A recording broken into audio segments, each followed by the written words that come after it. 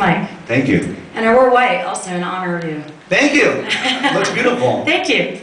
So I think one of the biggest challenges with up-and-coming bands is being in a position where you're not signed. So then you're trying to work your day job, right? And you're short of two things. You're short of time and you're short of money. So you're trying to work your day job to pay the piper, but then you're also pouring every dollar you have into your marketing, your promotion, recording, making your CDs, your rehearsing. So kind of what are some keys to balance that out when you're an up-and-coming band and you don't have a team behind you yet? And what are some of the things that you were doing before you actually signed your first deal to get you to that point? That's a great question. Thank you for asking. I remember trying to describe what my job was to people when I was working a day job that I didn't necessarily want to have forever. And I used to describe myself still as someone who was playing music, or as someone who was making paintings or art, or someone who was working towards certain visions.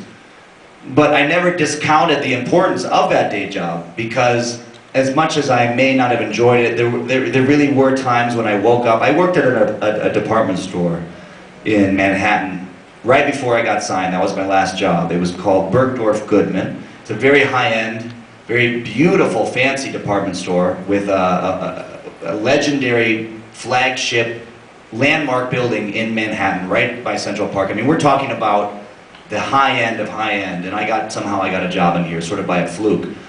But I still felt nauseous every time I woke up and had to go in there at 6 a.m. or whatever. I really physically felt sick to my stomach.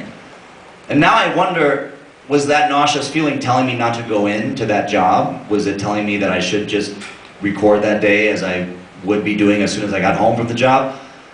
Maybe, but at the same time I understood the value of that job because it gave me some money to pay for making copies of my demo CD. It gave me money to pay for that photographer to take that bloody nose picture, which wound up as my album cover. I guess it's being able, I saw at that time that this was a temporary situation. Now that might have been bold of me to assume that I was going to be able to move beyond a job I didn't want to work. But I would like to think that everybody here can do what they really want to do. This is sort of an idea that goes beyond the entertainment industry. This goes into, I guess, just human philosophy in general. We are all doing what we want to do. Whether we realize it or not, or whether we like to think that way or not. We don't have to come here today. I didn't have to come here. I wanted to come here. I assume you wanted to come here. If you've been forced, I apologize. I would like to speak to your dominatrix.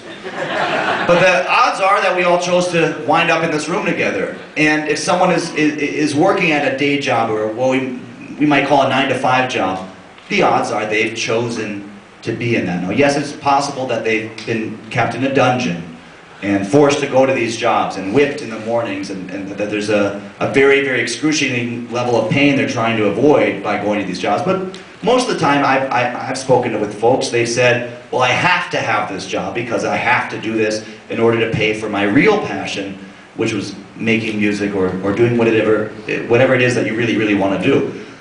All I remind us is that the balance there is to believe that this temporary job, or this job that we might not really, really ultimately want to do forever, is to feed this larger dream or this larger vision, and that's very noble. As far as how do you balance that, or how do you know when it's time to give up on a dream? Only you can say. And anybody who says you should throw in the towel earlier than that is to be ignored.